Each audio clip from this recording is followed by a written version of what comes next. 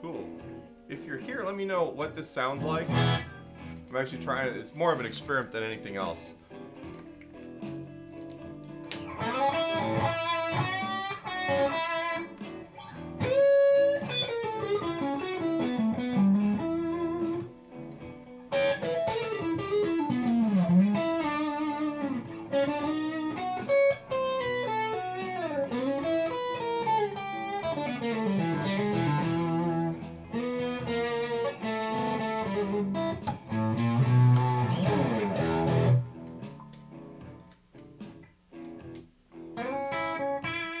So I got the backing track going through my iPad Bluetooth speaker, so I don't know if it's loud enough. Hi, Grace. Cool, and you can see my pedal board.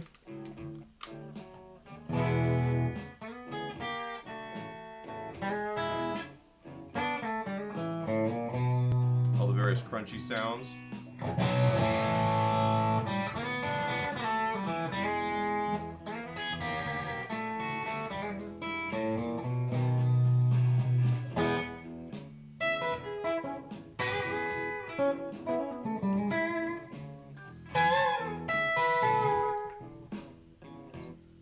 Sounds crisp, the videos are good too. Cool.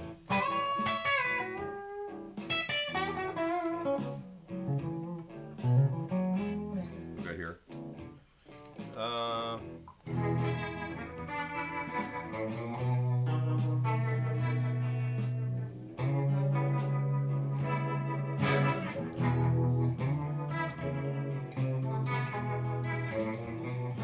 So Grace, are you watching this on YouTube?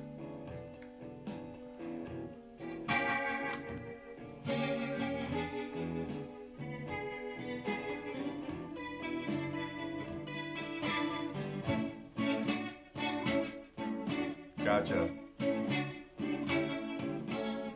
I've actually got this going like YouTube, Periscope, and one of the Facebook accounts, so it's kind of curious how it's turning out in all those places.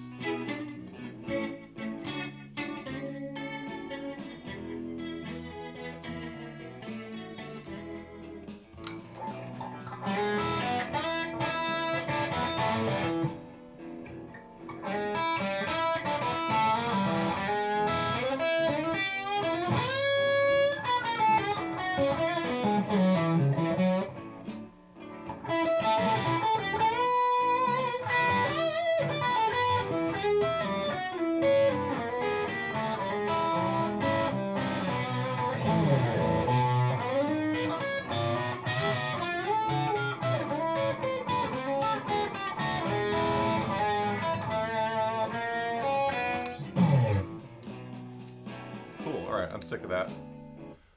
Just real quick, maybe I'll go through a couple of the other sounds. I want to be able to listen back to this later on. So,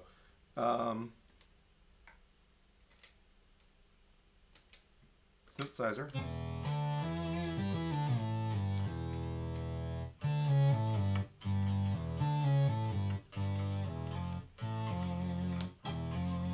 With the glitches.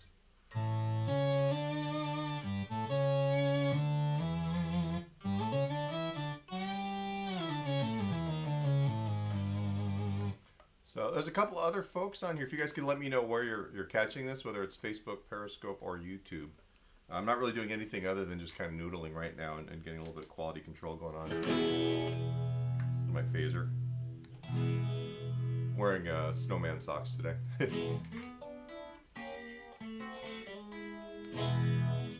And then Flanger.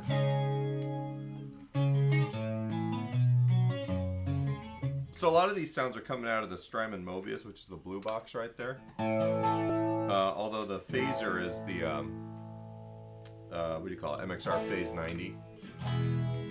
The synthesizer is coming out of the Eventide H9. If I go back to my main bank of sounds, it's kind of funny because I used to have all these organized for gigs and they've gotten kind of messed up since we've not been playing gigs. that's the clean sound. That's actually just my Suhr Badger 30.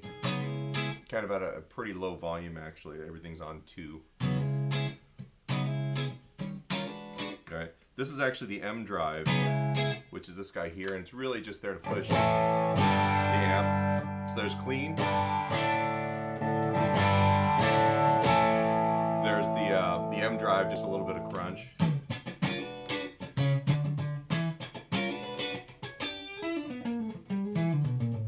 Alright, there's the M-Drive. This is the Origin Revival drive. I got this right before we quit playing shows, so I got to the point where I really liked the orange side of this. So if you guys don't know what this is, it's supposed to be basically like a Plexi Marshall in a box. Like literally just the Plexi Marshall in a box. Not with any of the other things that gets us like the Van Halen Brown sound or any of that other stuff. So it's kind of a... It's got a ton of controls. It's kind of hard to program at first. It's really matchable to whatever amp you're playing through. I kind of like using it not for lead sounds, but it makes this really cool, my rhythm crunch. I really like this. And it had less to do with how it sounds, but more just how it feels through the amp. A lot of times distortion pedals generally tend to feel like pedals. This just kind of sounds like I cranked the amp up. Alright, the other side I didn't like as much, which is it's supposed to be more of a solid state rectified part. Hey Mike. And I've kind of I kind of like this idea where it's kind of clean.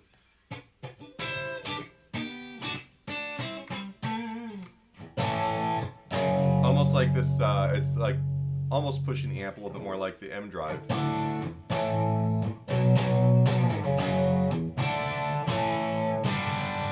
Kind of similar to the M-Drive. Actually, the levels are all messed up here.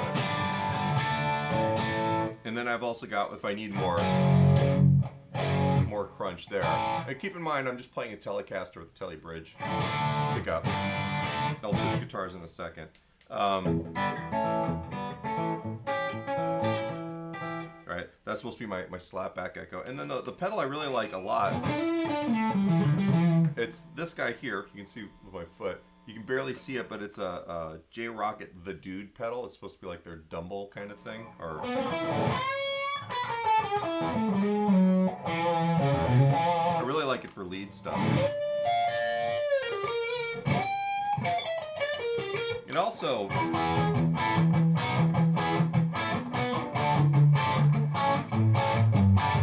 actually makes a pretty good rhythm sound. If I was to switch guitars to something with a humbucker,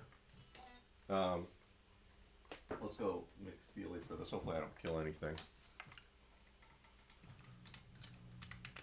Like the same pedals, you'll kind of hear.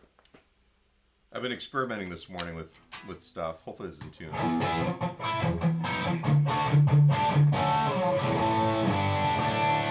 So that's the Dude pedal. Here's the Revival drive. Here's the solid state rectified side, which is the gray side, which makes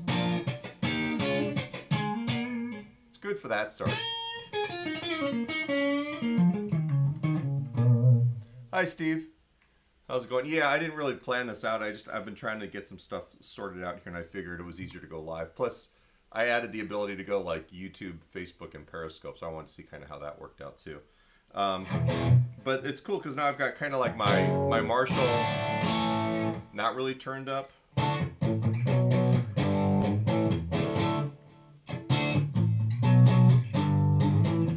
it's fatter than my clean sound.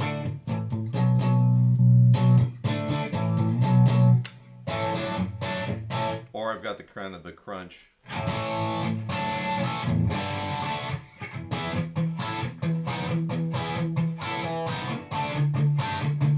I've noticed it's kind of guitar sensitive too, kind of guitar specific. But I like that. And then the Dude for my lead sound.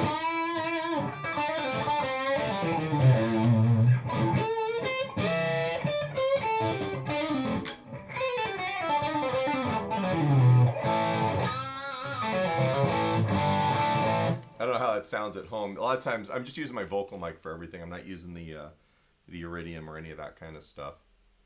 So it's funny because for all of the stuff I have on here, I use very little of it to its full potential. I will say that. Also, quick question: where are you guys seeing me from? I think Mike and Steve, you guys are probably getting this through Facebook, or did you see it on YouTube? I'm also curious if anybody sees this on Periscope. I don't even know if Periscope's a thing anymore, but I got this hooked up to that as well.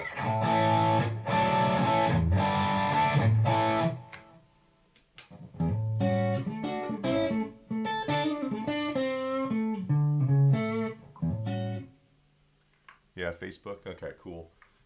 I have this app called Restream, and I'm using the free version, which means I can't go to like my Mark Ween guitar lessons page just yet. I don't want to spend the money on it until I really know it works.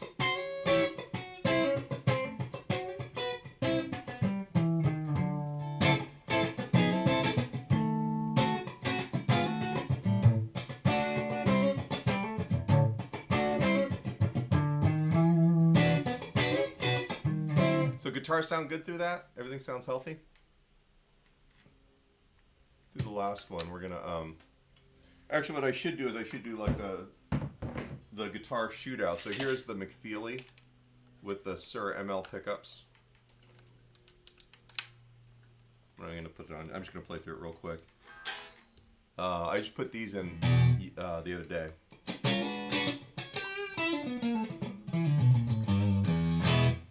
If I can back it up, get a little bit more oomph. I know this guitar just has less output.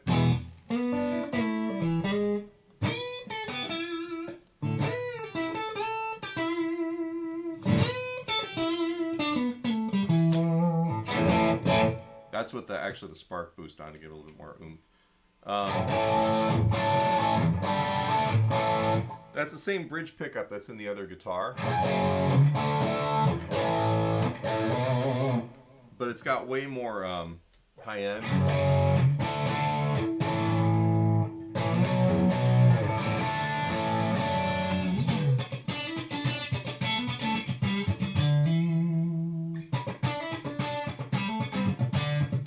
All I did there was I turned the volume down just like one notch, and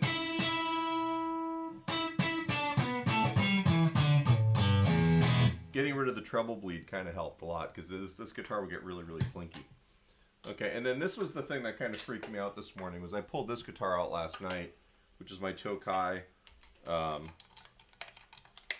with the Seymour DUncan Antiquities. So I was just on the neck pickup with the Suhr pickups.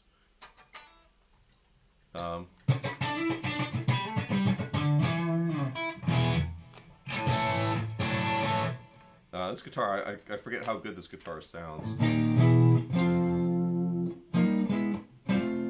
That's just the M-Drive.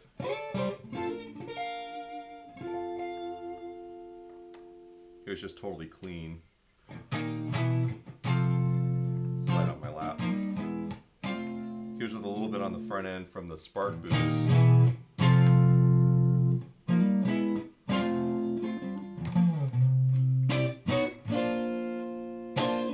There's the number 4 position. There's the neck again.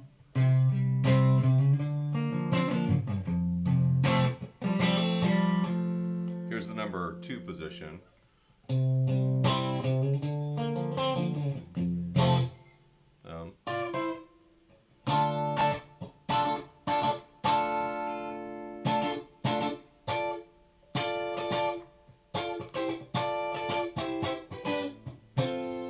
However that goes.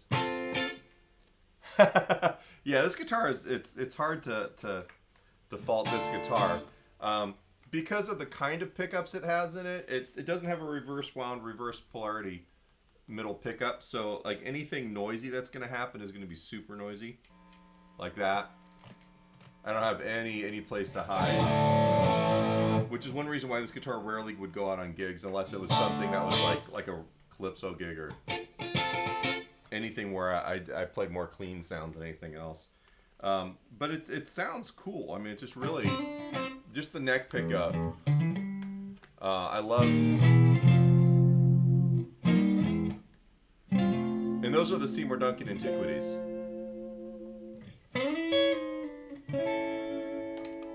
Let's see. We'll go stereotypical.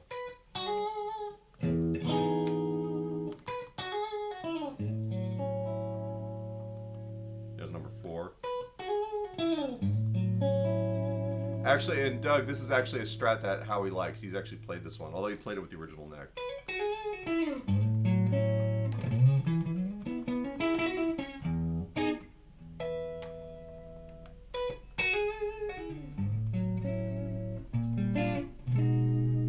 So yeah, I like this one a lot. It's cool. Here's the phaser. And, you know, it's kind of funny because, like, you hear how much volume I lose with the phaser. That's what the second spark here is for any pedals that lose any kind of signal strength. It just kind of pushes them a little harder. And that's actually in its own loop, so I can put it in front of anything I needed to.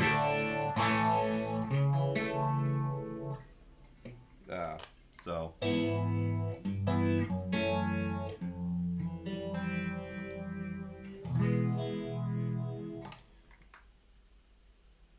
Peter jangle tone stuff. Yeah, you know what's funny is I just got rid of. I think Howie would punch you for that there.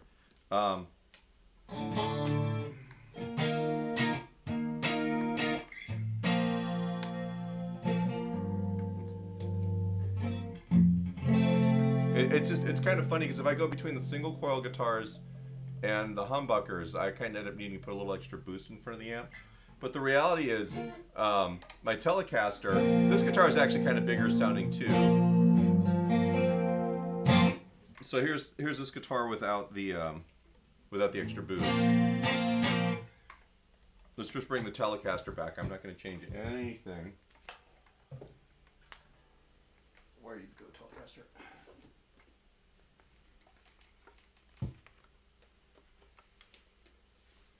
And I have to admit, this guitar is probably my favorite guitar at the moment, although the other McFeely is kind of coming back here. That's pretty big. Let's get rid of the chorus for a second. And the bridge pickup on this.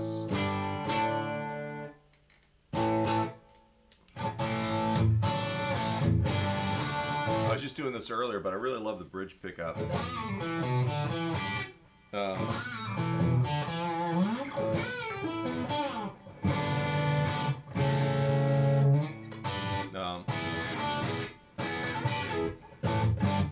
So I don't know, this guitar has a lot of beef that you wouldn't expect from a Telecaster, and it's not really that special of a guitar.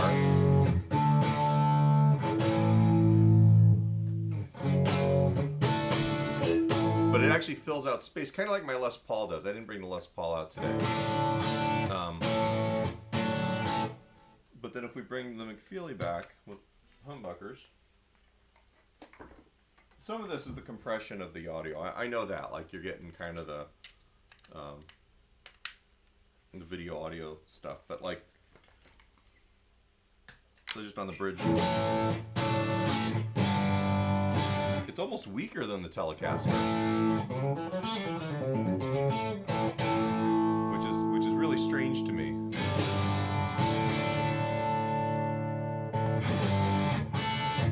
But it's kind of fun for like the heavier stuff.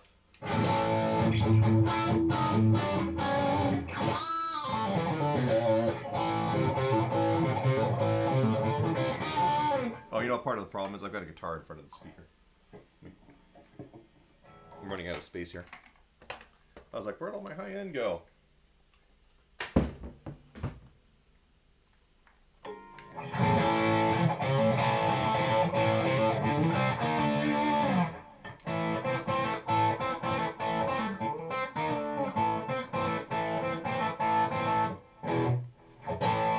Oops.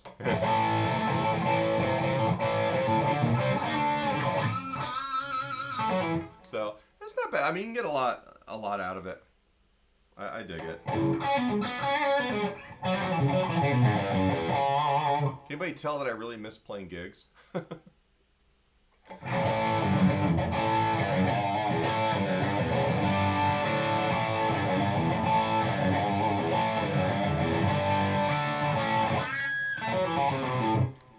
old Steve. Hey, do you guys remember the Guitar Center ad where that was the song they would play in the background from like 20 years ago? I think it was a Steve Vai tune.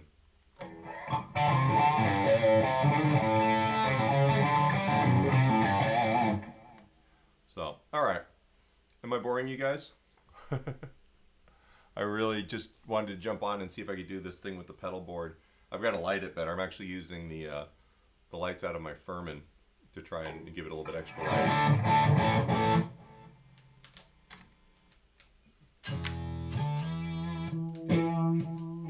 There's only...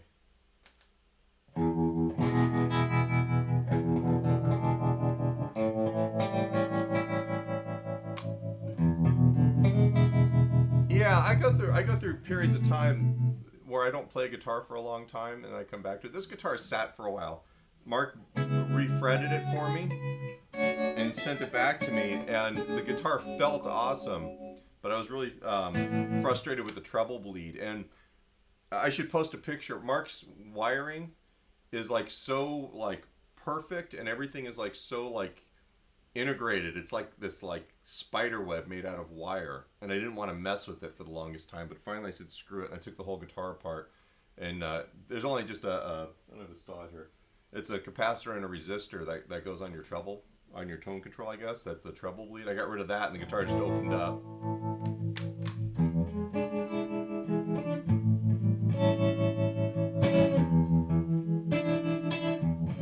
So I don't know, it makes me really happy. What do we got here?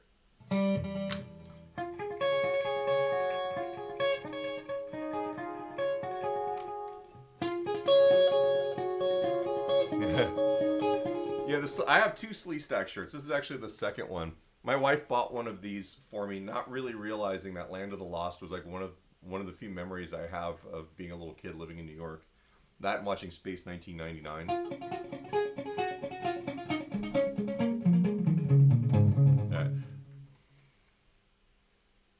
You know, it's saying this on it's actually streaming through the Jack's Tracks, which is my neglected Jack's Guitar Tracks Facebook page. It's like the business, well, not really the business page, but it's like the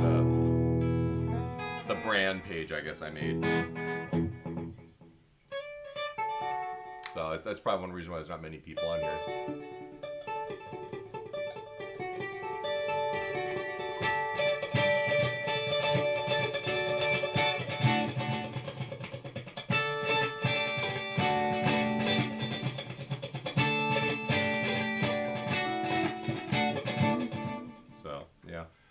I should probably maybe do something important with my time. I'm having fun, but I'm probably boring the heck out of you guys. I might, this is working out nice enough, I might actually bring back the virtual happy hours though. I made the realization that I really haven't sung anything in about 6 months. I've had no gigs or any reason to do so. I've been letting that deteriorate. So maybe I'll torch you guys on maybe Friday, kind of see how things are going around here.